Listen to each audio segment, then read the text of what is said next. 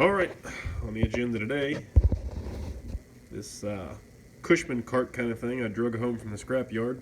It's got a good 4-cylinder Kubota motor in it, and we are going to pull it out of there today, and eventually it's going to get put onto my drag behind roller. So let's get started.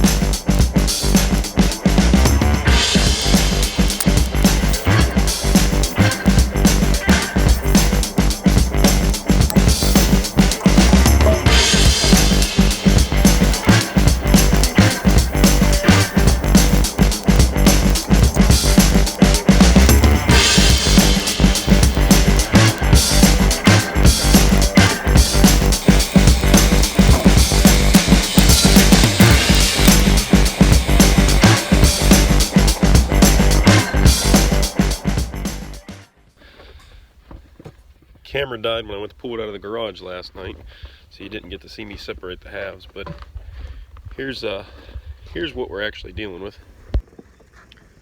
It's a 4-cylinder Kubota motor with, I think, 1,100 hours on it or something. The key tag, yep, 1,197 hours on it. That's what the filter's all red. It's got no shines of being anything much more than that. So it is a V1505 motor, and I did play with it some while it was still in here. It cranks over and everything, but I think the fuel rod in the injector pump is stuck. So once I get it out of this frame completely, we'll set it up and we'll tear into that. I think if we can get some damn fuel to the injector, she'll fire right up.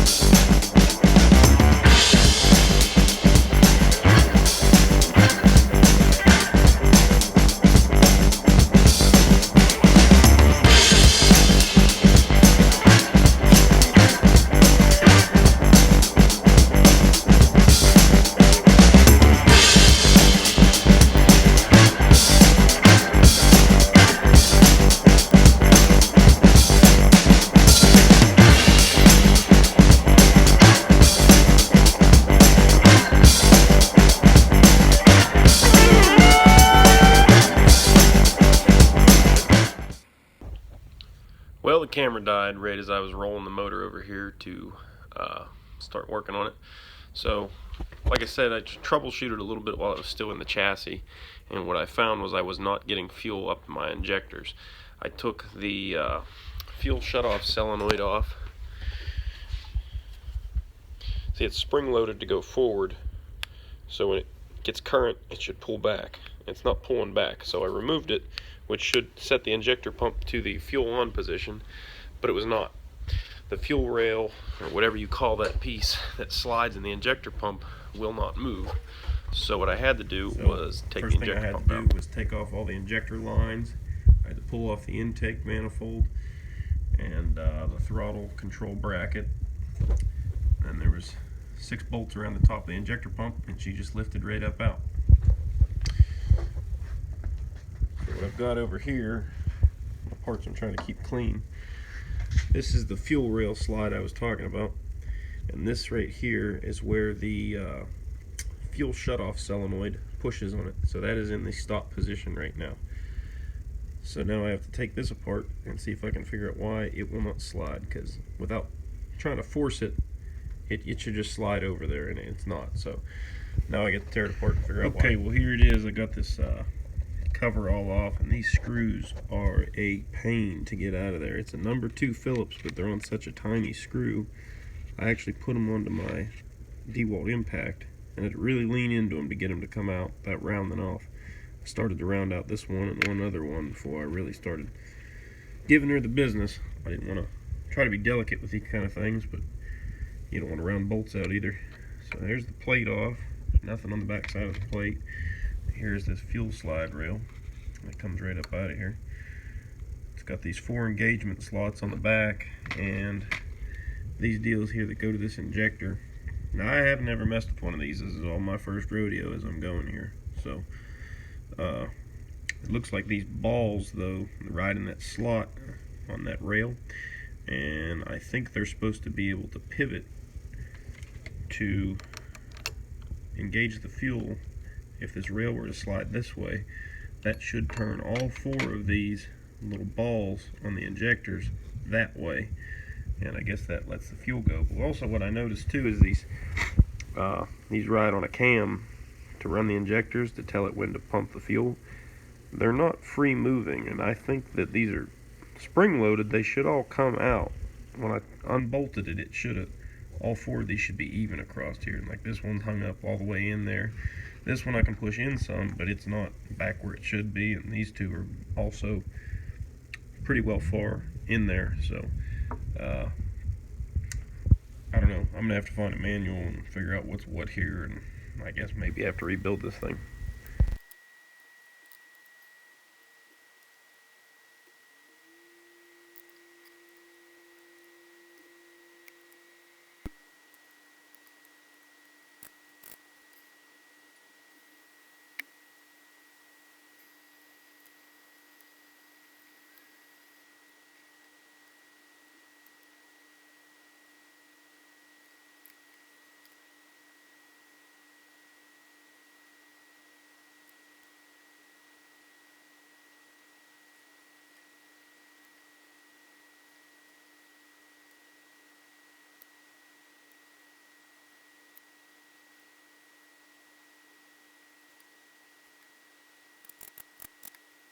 Here's the last injector out of the injector pump housing.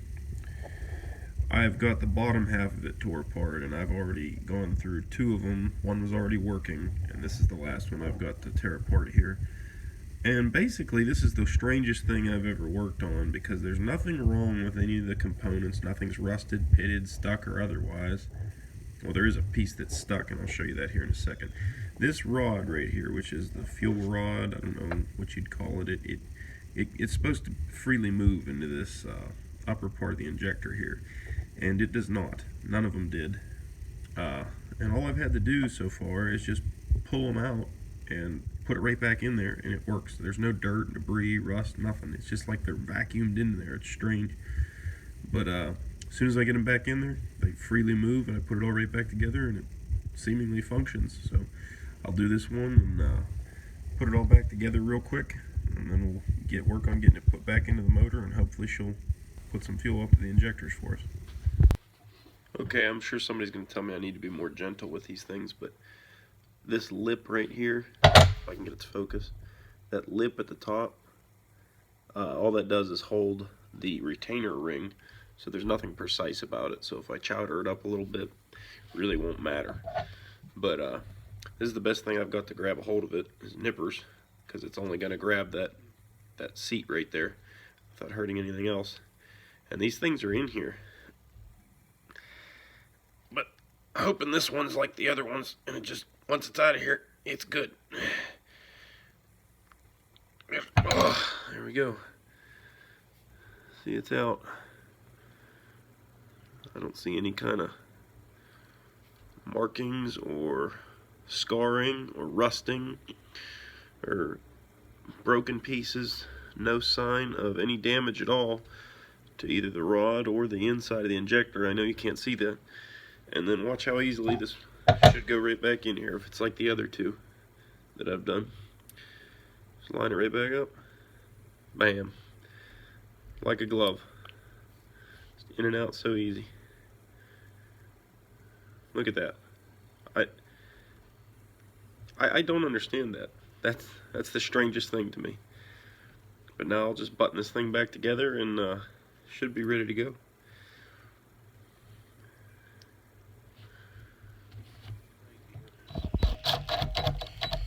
I think that's good. She just slides like butter now.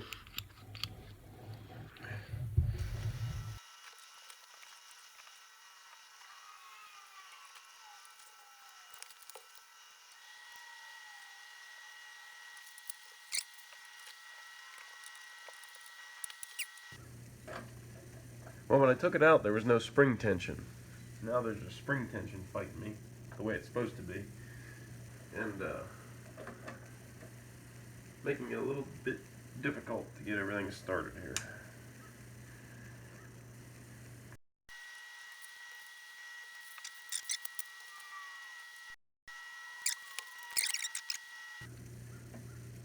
I think I might have it in the wrong location though. Have to go back and check my pictures. Okay, so I was right that I was wrong. There's two slot looking areas up there in the fuel shutoff peg. I had it resting into the more right spot. Now I've got it in the centered spot there where it belongs. So we'll just tighten the injection pump up and start putting her back together.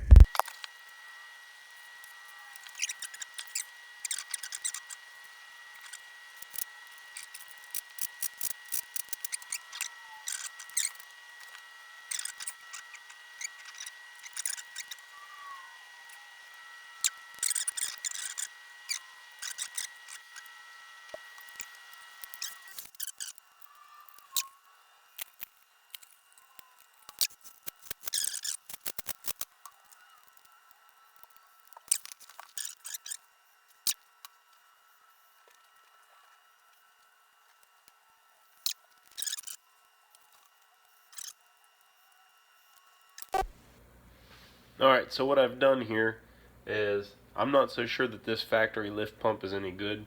I've tried using this little foot primer here, it doesn't really seem to do much. But anyway, I got fuel just about up to here. I primed the filter already, Gravity did that, but I've got this little electric fuel pump in the works here so we can cheat a little bit and make sure we're getting good fuel pressure. So we'll just crack this bleeder screw loose. Actually, I think Gravity's already fed it up there for us finally. There's fuel coming out of there, so we'll tighten that back up. Alright, so injector pump is in the run position. We should be able to get fuel up to our injectors as we start cranking it.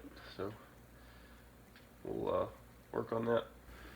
Okay, so what I've done here is fabric cobbled the fuel system on and had to run a bunch of jumpers and stuff to bypass. This has got a solenoid actuated Bendix on the starter, which is goofy. I've never really had to mess with one of those. So we got a bypass wire for it, and you can hear it ka-chunking, and then of course your regular old jumper cable to the hot on the starter, and we're gonna crank her. I got fuel all the way ready up to 1 injector, and we're gonna crank her till we got fuel in all 4, and then hopefully she'll fire.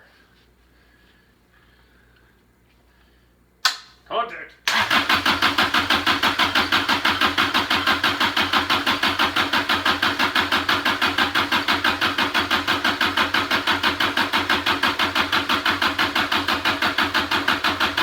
Fuel on 3 injectors. Lane on number 4, baby. Give that starter a break.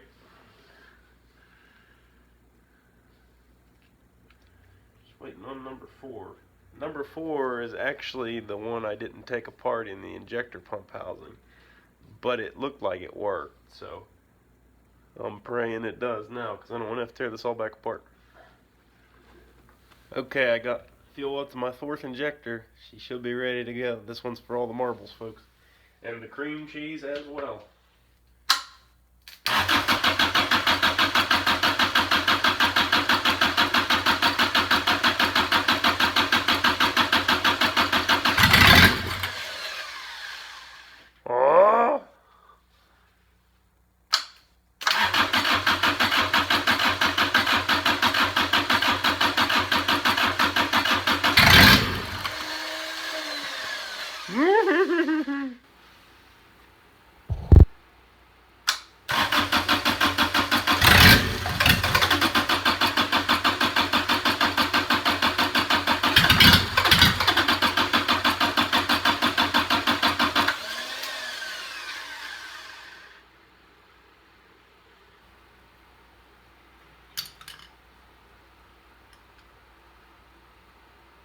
Give her a little throttle.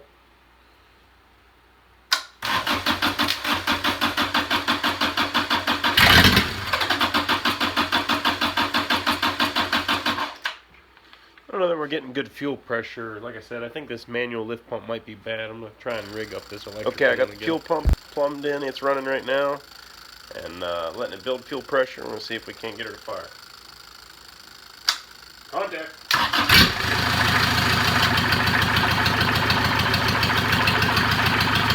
Woo! Come here, buddy. Come on. Roscoe, come check it out. What's up, bud?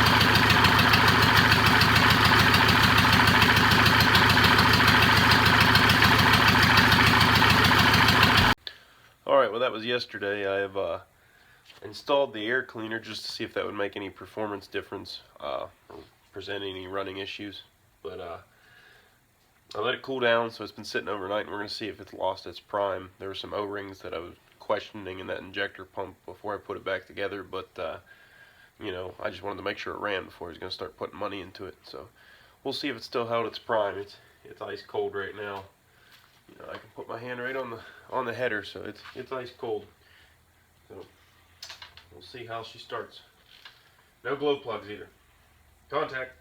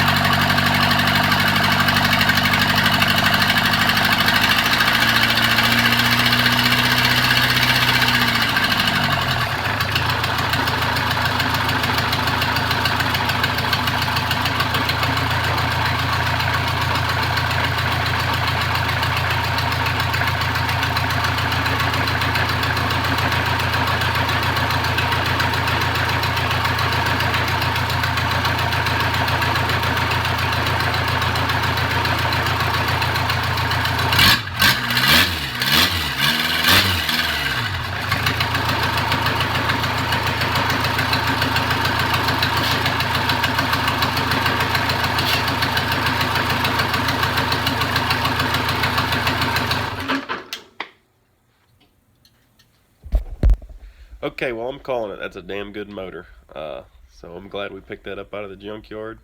And next time you guys see it, we're going to be getting it cleaned up and ready to put onto the roller. So you guys stay tuned. If you guys already haven't subscribed, make sure you subscribe to Diesel Creek. The button's be right here, I think, right there somewhere. So make sure you guys hit that. And then if you want to help me out, it doesn't take any of your time to hit the thumbs up button, and it does help me out a lot. So make sure you guys do that. We'll catch you on the next one.